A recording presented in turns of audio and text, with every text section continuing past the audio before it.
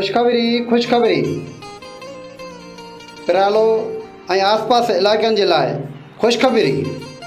हुसैन महिला अल Farooq colony plotting जो इफ़्तिताह कयो वियो आहे ऐं हुसैन महिला फारूक नाले ते मड़ीअ वटि ऑफिस पिणु खोली वई आहे। जंहिं बि भाउ खे प्लाट घुरिजनि त उबैद कंदर तौहीद अहमद कंदर सां राब्तो कयो वञे।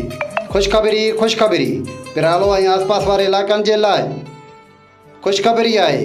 जंहिं बि भाउ खे प्लाट खपनि हुसैन महिला फारूक कॉलोनी नक्ज़ मड़ी पिरालो जी प्लाटिंग जो इफ़्तिताह कयो वियो आहे ऐं जेको बि भाउ एडवांस बुकिंग कराईंदो उन्हनि खे ख़ुशी रियायत कई वेंदी।